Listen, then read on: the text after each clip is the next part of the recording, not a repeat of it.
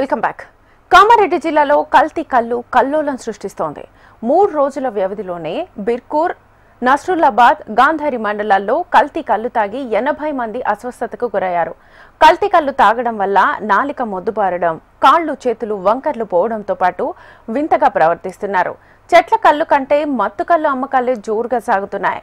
కామారెడ్డి జిల్లాలో ఎన్నో ఏళ్లుగా కల్తీ కల్లు కష్ట జీవులను కాటేస్తోంది. అల్ఫాజోలం, డైజోఫామ్ ఇలాంటి ఇతర మత్తు పదార్థాలు కలిపి కల్తీ కల్లును తయారు చేస్తున్నారు. సహజ సిద్ధమైన చెట్ల కల్లు విక్రయాలు తక్కువగా ఉండడంతో కృత్రిమ కల్లు తయారు చేస్తూ ప్రజల జీవితాలతో చెలగాటమాడుతున్నారనే విమర్శలు వస్తున్నాయి. ఇక కామారెడ్డి జిల్లాలో కల్తీ కల్లు ఘటనతో ఎక్సైజ్ శాఖ అలర్ట్ అయింది. జిల్లాలో ఎక్కడా కూడా కల్తీ కల్లు అమ్మకాలు జరగకుండా చర్యలు చేపట్టింది. నిబంధనలు ఉల్లంఘించిన వారిపై కేసులు నమోదు చేస్తున్నారు. దీంతో కల్తీ కల్లును అమ్మేందుకు వ్యాపారులు ముందుకు రావడం లేదు. ఇదంతా ఒక ఎత్తైతే ఇక్కడే అసలు సమస్య మొదలైంది. కల్లు లేక ఇబ్బందులు పడుతున్నామంటూ జిల్లాలోని పలువురు రోడ్లెక్కుతున్నారు. తాగేందుకు కల్లు లేకపోవడంతో సైడ్ ఎఫెక్ట్స్ వస్తున్నాయని ఆరోపిస్తున్నారు. కల్లు అందుబాటులో లేకపోవడంతో తమవారు వింత వింతగా ప్రవర్తిస్తున్నారని, విచిత్ర చేష్టలు చేస్తున్నారని ఆందోళన చెందుతున్నారు. తక్షణమే కల్లు దుకాణాలను పునరుద్ధరించాలని వారు డిమాండ్ చేస్తున్నారు.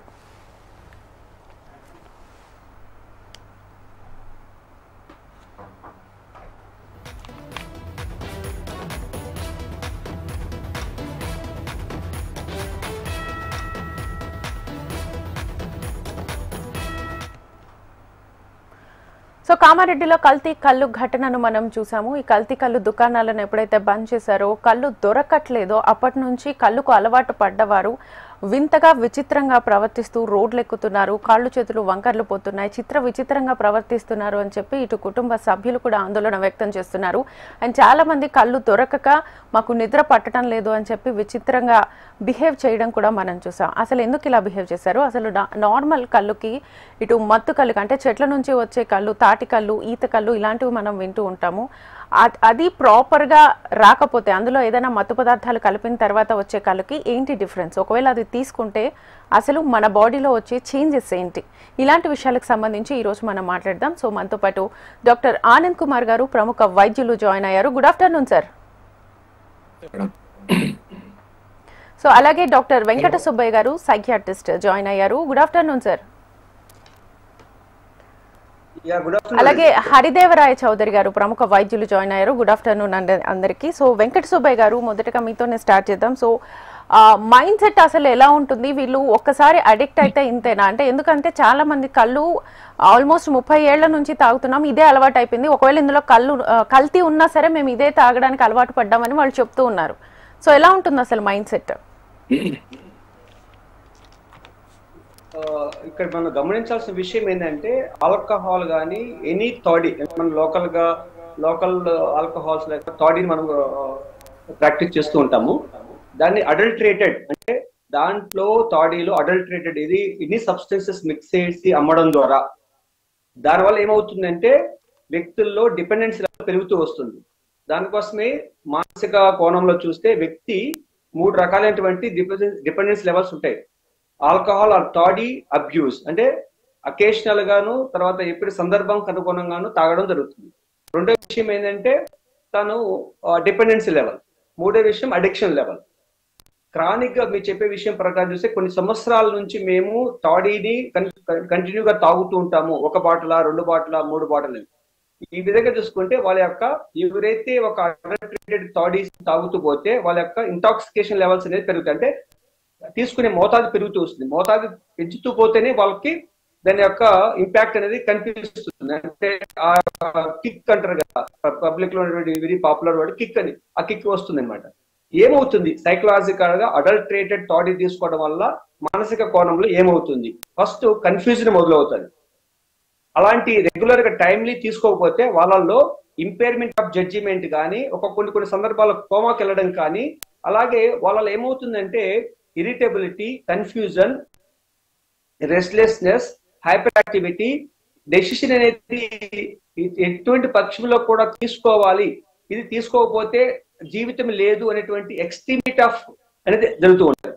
ఇక మనం చూసే ఉంటాం బహుశా లాక్డౌన్ సందర్భంలో 2020 మార్చిలో లాక్డౌన్ జరిగిన సందర్భంలో అన్ని బ్యావరేజెస్ బంద్ చేసినప్పుడు, టాడీ షాప్స్ కానీ వైన్ షాప్స్ కానీ బంద్ చేసినప్పుడు చాలా మంది, సుమారు దాదాపు 7 నుంచి 800 మంది అపస్మారకమైనటువంటి ప్రవర్తించడం, ఆ ప్రవర్తన వల్ల వాళ్ళు బట్టలు చించేసుకోవడం కానీ, తర్వాత హెడ్ బ్యాంగింగ్ చేసుకోవడం కానీ, జంప్ చేయడం కానీ, తర్వాత వచ్చేసి కన్ఫ్యూజ్ స్టేట్, ఇఫోరిక్ స్టేట్ లో ఉండడం కానీ, అలాగా ఒక కన్ఫ్యూజ్ స్టేట్ అనేది ఏర్పడుతుంది. ఎందుకంటే బేసికల్ గా ఒక వ్యక్తి యొక్క శరీరం అడాప్టివ్ సిస్టమ్, మనం ఏదైతే అలవాటు చేస్తామో దానికి అనుగుణంగా శరీరం అలవాటు పడుతూ ఉంటుంది.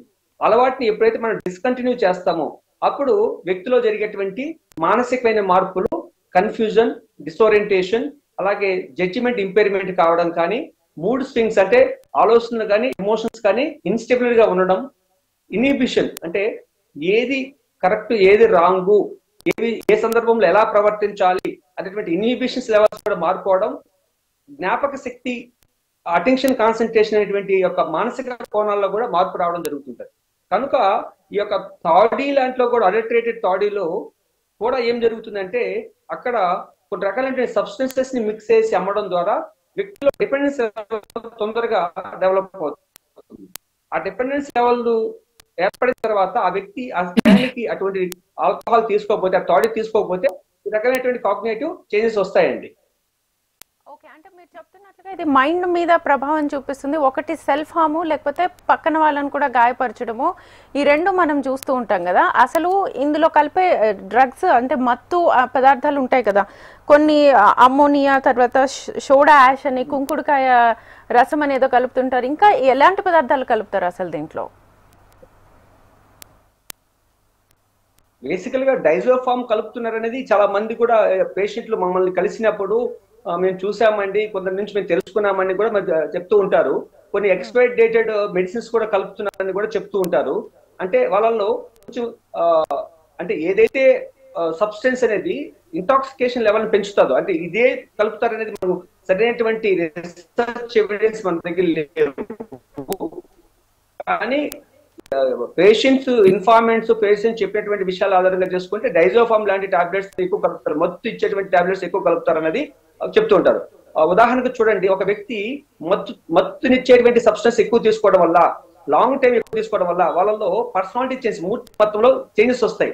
అంటే మీరు ఇందాక చెప్పినట్టుగా తను కోప్పడతాడు, ఇతరులను కొడతాడు, ఇతరులని చేస్తారు. చూడండి, శాస్త్రీయంగా ఎస్టాబ్లిష్ చేసినటువంటి రీసెర్చ్ ఆధారంగా చెప్పడం ఏంటంటే, ఎవరైతే ఆల్కహాల్ కానీ థాడీ కానీ తన యొక్క శరీర మోతాది మించి తీసుకున్నప్పుడు తనలో అగ్రెషన్ కానీ, ఇంపల్సివిటీ కానీ, డిస్క్రిమినేటివ్ బిహేవియర్ కానీ, అలాగే డిక్రీజింగ్ ఆఫ్ సోషల్ ఇంటరాక్షన్స్ కానీ, డిస్ఇన్హిబిటెడ్ బిహేవియర్ కానీ, ఇవన్నీ కూడా మానసికంగా మార్పులు వస్తాయి. కొందరిలో అంటే ఈ ఆల్కహాల్ కానీ థాడీ డిపెండెన్స్ కలిగిన వ్యక్తుల్లో సైకోసిస్ అంటే వాస్తవికతకి, రియాలిటీకి దూరంగా ఉండేటువంటి మానసిక వ్యవస్థ, అంటే టచ్ విత్ రియాలిటీ కోల్పోవడం, అంటే వాస్తవాన్ని వాస్తవ రూపంలో చూడలేనటువంటి మానసిక స్థితిని సైకోసిస్ అంటారు. అంటే పూర్ టచ్ విత్ రియాలిటీ అంటారు. అటువంటి స్థితి కూడా కలిగేందుకు అవకాశం ఉంది. ఎందుకంటే ఈ వ్యక్తులు క్రానిక్ ప్రభావం కలిగేటువంటి డ్రగ్స్ తీసుకుంటారు కనుక వాళ్ళు అటువంటి ప్రభావం కలిగేందుకు అవకాశం ఉంది. అంటే సైకోసిస్ కానీ, పర్సనాలిటీ చేంజెస్ కానీ, మూడ్ డిజార్డర్ కానీ వచ్చే ప్రమాదం ఎక్కువ ఉంది. కనుక ఆ ప్రమాదంలో వాళ్ళు సెల్ఫ్ హార్మ్ కానీ ఇతరులు హార్మ్ చేయడం కూడా ప్రాథమికంగా జరుగుతూ ఉంటుంది. Okay okay okay sir. Sir doctor Anand గారు, సో ఇప్పుడు వెంకట సుబ్బయ్య గారు అసలు బ్రెయిన్ మీద ఎలాంటి ఎఫెక్ట్ పడుతుందో చెప్పారు. సో మీరు చెప్పండి, అసలు బాడీ మీద ఎలాంటి ఎఫెక్ట్ చూపిస్తుంది? ఎందుకంటే కాళ్ళు చేతులు వంకర్లు పోతాయని చెప్తూ ఉంటారు కదా. బేసిక్ గా మనము టాడీ గురించి మాట్లాడాలంటే, లోకల్ ఆల్కహాల్ అంటే ఏమంటాము, దీంట్లో ఎంత లేట్ చేసేవాళ్ళు. యూజువలీ చాలా మంది చెప్పేది ఏంటంటే, టాడీ కళ్ళు ఇమ్మీడియట్ గా తాగితే మంచిది ఏంటంటే చాలా మంది, ఇది అపోహల్ అండి. బేసికలీ ఎనీథింగ్ ఆల్కహాల్ అనేది it is alcohol, it is adulterated alcohol. As soon as ఏమంటారు, చెట్టు నుంచి ఇమ్మీడియట్ గా కిందకి దించి ఇమ్మీడియట్ గా ఫ్రెష్ గా ఉన్నప్పుడు తాగితే కొన్ని విటమిన్స్ ఇవి దొరుకుతాయంటని సైంటిఫిక్ గా కొన్ని ఎవిడెన్స్ ఉన్నాయి. బట్ దాంట్లో వచ్చే లాస్ ఏముంటుందో, ఇది ఫర్మెంట్ అయిపోతుంది, ఇమ్మీడియట్ ఫర్మెంటేషన్ స్టార్ట్ అవుతుంది. అది మనం కళ్ళు కలెక్ట్ అవుతున్నట్లే ద ఫర్మెంటేషన్ ప్రాసెస్ స్టార్ట్ అవుతుంది. ఎనీ ఫర్మెంటేషన్ అంటే nothing but production of alcohol levels పెరుగుతా పోతాయి. దీంట్లో అన్కంట్రోల్డ్ ఆల్కహాల్ లెవెల్స్ అంటే చెప్తాం దీన్ని, ఎందుకంటే దీంట్లో మెజర్మెంట్స్ ఉండదు. ఎక్కడ ఏది ఫ్యాక్టరీలో తయారు చేసింది కాదు, మీరు కుండలో తీసుకుని బాటిల్లో పెట్టేసి ఇంట్లో పెట్టుకుని ఆల్మోస్ట్ డేస్ టుగెదర్ తాగుతూ ఉంటారు వీళ్ళు. దీంట్లో ప్రాసెస్ ఆఫ్ ఫర్మెంటేషన్ పెరిగిపోతుంది. దాంట్లో ఈథైల్ ఆల్కహాల్ కానీ మీథైల్ ఆల్కహాల్ కన్వర్షన్స్ చాలా ఎక్కువ ఉంటాయి. దీంట్లో వచ్చే హెల్త్ ప్రభావాలు ఏముంటాయి ఏంటంటే మెయిన్లీ మనం తీసుకుంటే లివర్ మీద, ఒక లివర్ స్పెషలిస్ట్ గా నేను చెప్పేది ఏంటంటే ఫస్ట్ అండ్ ఫార్మోస్ట్ థింగ్ ఏంటంటే మనం తీసుకుంటున్నట్లే ఏ ఆల్కహాల్ అయినా కానీ మనం ఇమ్మీడియట్ గా తాగుతున్నట్లే ది అడ్వాంటేజ్ ఆఫ్ స్టమక్ ఏముంటుందంటే ఇమ్మీడియట్ గా అబ్జర్వ్ చేసుకుని లివర్ సప్లై చేసేస్తుంది. First organ to affect is liver. దీంట్లో ఏమైతుందంటే ప్రొలాంగ్డ్ యూసేజ్ వల్ల, ఎక్కువ స్టాటిక్ అంటే ఇంట్లో పెట్టుకొని తాగడం వల్ల, దీన్ని కల్తీ మందు వాళ్ళు చాలా మంది మిక్స్ చేస్తున్నారు కూడా. దాన్ని మనం సారాయి అంటే చెప్తాం. కళ్ళు నుంచి సారాయి కన్వర్ట్ అయ్యేది. సారాయి ఏంటంటే కల్తీ కళ్ళు ఉంటాయి. దీంట్లో మనకు లివర్ మీద లివర్ సెల్స్ డ్యామేజ్ రెగ్యులర్ గా జరుగుతూ ఉంటాయి. హై ఇన్ఫ్లమేటరీ ప్రాసెస్ అంటాం దీన్ని. ఏమంటారు, వాప్ అంటే ఏమంటామో మనము ఒక ఇది ఏమంటారు బర్నర్ కింద పెట్టుకొని చేయి పెట్టుకొని ఉంటే మనం చూసుకుంటే హీట్ జనరేషన్ ఈ ఆల్కహాల్ వల్ల లివర్ లో ఇన్ఫ్లమేటరీ ప్రాసెస్ చాలా ఫాస్ట్ గా జరుగుతుంది. దీనివల్ల మనకు లివర్ డ్యామేజ్, హెపటైటిస్ అంటాము, దాని తర్వాత లివర్ హార్డ్ అవ్వడము, సిరోసిస్, దాని తర్వాత క్యాన్సర్, ఇలాంటివి డెఫినెట్ గా వస్తాయి. ఎస్పెషల్లీ మన విలేజ్ లో వాడే కళ్ళు దీనివల్ల. దాంతో పాటు చాలా మంది భూమిలో ఒక పాట్ లో పెట్టి గుడుంబ అంటారు, మీరు తెలిసి ఉండొచ్చు. ఇలాంటి రకరకాల వెరైటీస్ ఆఫ్ ఆల్కహాల్ తయారైతే దీంట్లో కంట్రోల్డ్ మెకానిజం ఉండదు. మనం విస్కీ కానీ బియర్ కానీ percentage of alcohol crystal clear గా మెన్షన్ చేసి ఉంటారు. అప్పుడు మనము we can advise to patient saying that ఈ లెవెల్ మీరితే మీకు ఇమీడియట్ టాక్సిసిటీ ఉంటుంది, ప్రొలాంగ్ టాక్సిసిటీ ఉంటుంది ఏంటని. బట్ ఈ కళ్ళు వాడేవాళ్ళు ఊర్లో ఇది రెగ్యులర్ గా ఎవ్రీడే, నేను ఒక విలేజ్ నుంచి వచ్చినాను కాబట్టి నేను అబ్జర్వ్ చేస్తుంటా, డెఫినెట్ గా ఇది going to cause lot of damages to your liver and nervous system రెండు. అదే కాకుండా కళ్ళులో ఏమైతుందంటే ఫర్మెంటేషన్ జరుగుతూ దాంట్లో వచ్చే కొన్ని కెమికల్స్ ఏమున్నాయో, కెమికల్ కన్వర్షన్స్ ఏముంటాయో, దాంట్లో బ్లడ్ క్లాటింగ్ మెకానిజం ఫెయిల్యూర్ ఉంటుంది. దీంట్లో సడన్ గా బ్లీడింగ్ ప్రాబ్లమ్స్ రావచ్చు. ఇప్పుడు మన సైకాట్రిస్ట్ గారు చెప్పినట్టు, సైకాలజిస్ట్ సైకాట్రిస్ట్ గారు, నర్వ్ డ్యామేజెస్ డెఫినెట్ గా ఉంటాయి. అంటే డీమైలినేటింగ్ ప్రాసెస్ అంటాం. దాంట్లో విత్డ్రాల్ సిమ్టమ్స్, కళ్ళు తాగకపోతే వాళ్ళు నార్మల్ గా ఉండరు. సైకోటిక్ సిమ్టమ్స్ ఏమంటారు, మనము కొరస్కో సైకోస్ ఏమంటారు, థైమిన్ డిఫిషియన్సీస్ డెవలప్ అవుతాయి వీళ్ళు. ఆ థైమిన్ డిఫిషియన్సీస్ వల్ల వాళ్ళకి స్పృహ కోల్పోవడము, జనాలు రికగ్నిషన్ లాస్ అవ్వడము, irrelevant behaviour, aunty social behaviours చాలా కామన్ దీంట్లో. So it's called neuro psychiatric disorders అంటారండి దానికి.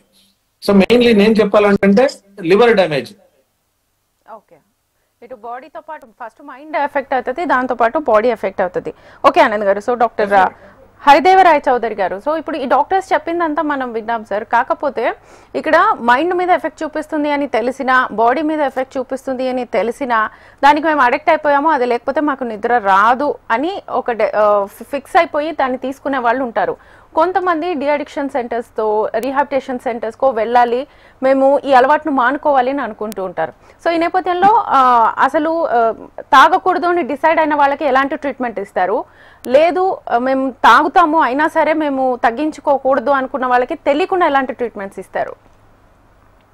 అంటే ఇందులో ఒకటేనండి, అంటే ఫస్ట్ ఆఫ్ ఆల్ ఏంటంటే దానికి మనం ఎడిక్ట్ కాకూడదు. కరెక్ట్. ఫస్ట్ ఎడిక్ట్ అవుతున్నారు అనుకోండి కంటిన్యూస్లీ రెగ్యులర్ గా, ఏంటంటే even the government also should take some action that వాళ్ళకి అంటే ఈ కల్తీది లేకుండా ఒరిజినల్ దొరికితే దట్ ఈస్ ఫైన్ అండి. ఎప్పుడైతే కల్తీ దానికి అలవాటు పడుతున్నారో ఆ పర్టికులర్ ఏరియాస్ లో గవర్నమెంట్ షుడ్ స్టార్ట్ అప్ ఈ థాట్ సిజేషన్ సెంటర్స్ అనమాట. అంటే ఈవెన్ కామారెడ్డి కానివ్వండి, మెదక్ కానివ్వండి, సంగారెడ్డి, అట్లీస్ట్ ఈ అవుట్స్కర్ట్స్ లో అన్న they should have this de-addiction centres అన్నమాట పర్టికులర్లీ. బికాస్ ఎప్పుడైతే ఈ కల్తీ తీసుకుంటున్నారో చాలా చీప్ అని చెప్పి దాంట్లో ఏంటంటే various chemicals they keep on adding అండి. అంటే ఇప్పుడు మనం చూస్తున్నాం రెగ్యులర్ గా మనం వెజిటేబుల్స్, ఫ్రూట్స్ ఎట్లయితే కెమికల్స్ పండిస్తున్నారో దానివల్ల ఏ విధంగా మనకి లాంగ్ టర్మ్ లో we are getting the health issues, particularly that chemicals are leading to cancer అనమాట.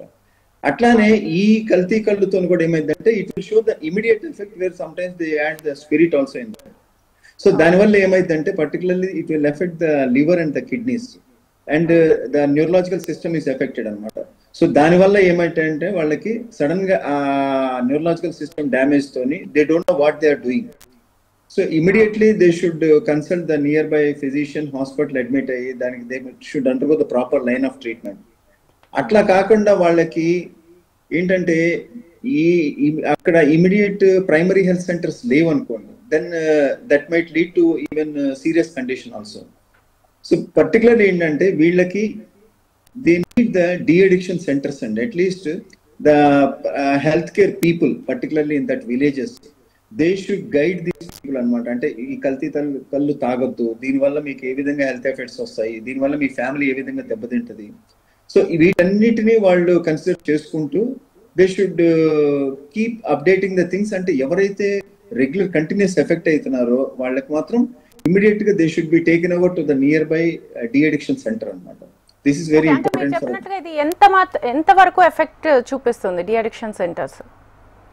అంటే that also depends on how they are trained అండి. డి అడిక్షన్ సెంటర్ లో వాళ్ళు ఏ విధంగా రెగ్యులర్ అంటే ఫాలో అప్ అనేది ఉండాలండి.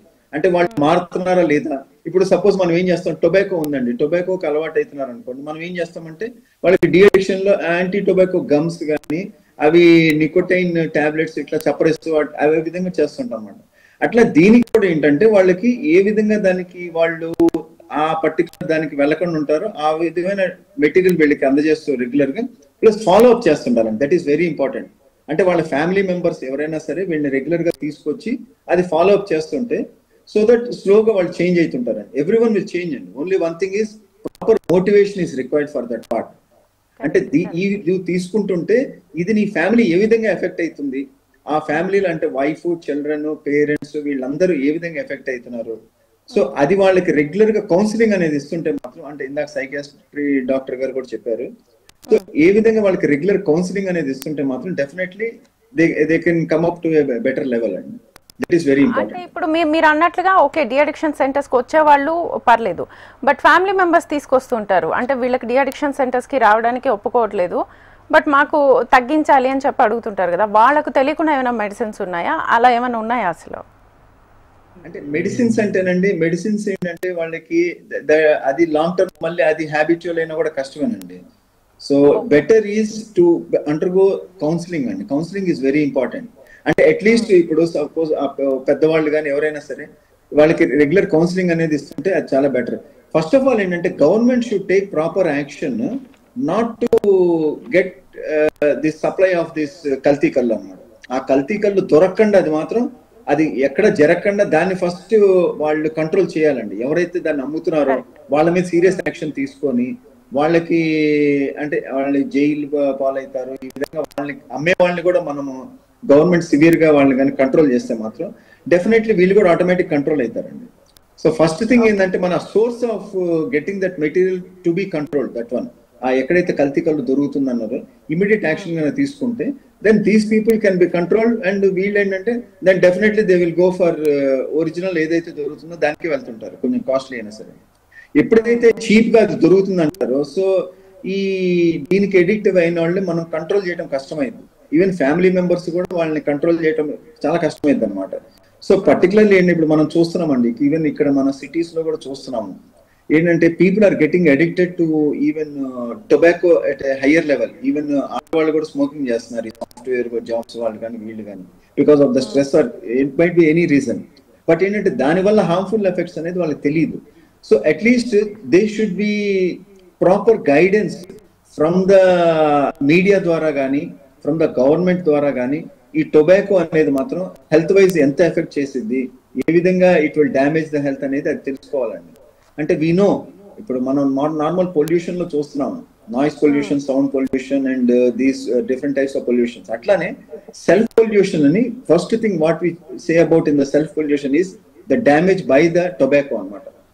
అండ్ సెకండ్ మనం రెగ్యులర్ మనం అంటే ఈ జంక్ ఫుడ్స్ వల్ల అది ఎంత డ్యామేజ్ చేసిద్ది, అది it will lead to cancer and all. And అట్లానే ఈ స్క్రీన్ వల్ల, బ్లూ స్క్రీన్ వల్ల, ఈ మొబైల్ వల్ల అండ్ ట్యాబ్స్ వల్ల ఆ ఎక్కువ బ్లూ రేడియేషన్ ఎంత ఎఫెక్ట్ అవుతుంది. సో ఇవన్నీ ఏంటంటే ప్రతి మనిషికి అవన్నీ డ్యామేజ్ చేస్తూ ఉంటాయి అన్నమాట, health issues.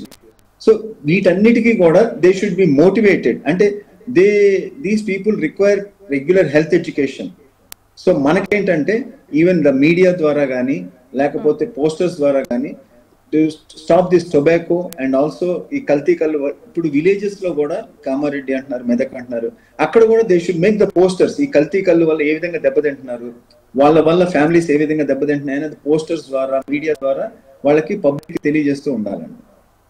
Okay okay okay sir. And ఫైనల్గా వెంకట సుబ్బయ్య గారు, యాజ్ ఎ సైకియాట్రిస్ట్, కంప్లీట్గా మైండ్ అంటే మనం ఏం చేసినా మైండ్ మన లైఫ్ మీద ప్రభావం చూపిస్తుంది అనేది అయితే అందరికీ తెలిసిన విషయమే.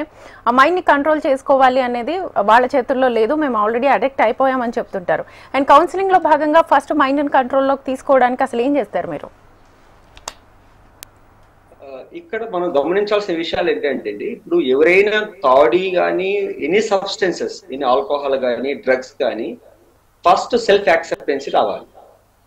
సెల్ఫ్ యాక్సెప్టెన్సీ రావాలంటే ఎవరైతే ఇంటాక్సికేషన్ లెవెల్లో ఉంటారో, అంటే తాగేటువంటి అలవాట్లో ఉంటారో వాళ్ళ రాదు. ఎందుకంటే ప్రతి ఒక్క డ్రగ్ తన యొక్క బిహేవియర్ ని మారుస్తూ పోతూ ఉంటాయి. కనుక మనం ఫస్ట్ ఏం చేయాలంటే ఈ యొక్క ట్రీట్మెంట్ మొడాలిటీస్ ని అర్థం చేసుకోవాలి. ఎవరైతే వ్యక్తి ఆల్కహాల్ డిపెండెన్స్ లో ఉన్నప్పుడు కానీ, థాడీ డిపెండెన్స్ లో ఉన్నప్పుడు కానీ, లోకల్ ఆల్కహాల్ బెవరేజెస్ డిపెండెన్స్ లో ఉన్నప్పుడు ఫస్ట్ డిటాక్సిఫికేషన్ చేయాలి. అంటే ఎక్కడైనా ఒక సైకియాట్రిస్ట్ కానీ సైకియాట్రిక్ హాస్పిటల్స్ కానీ జరగాలి. చూడండి, ఎర్రగడ్డ మెంటల్ హాస్పిటల్లో DTC centre, drug detoxification centre అనేది ఉంది. దాదాపు కొన్ని వేల మందికి సర్వీస్ ఇస్తుంది.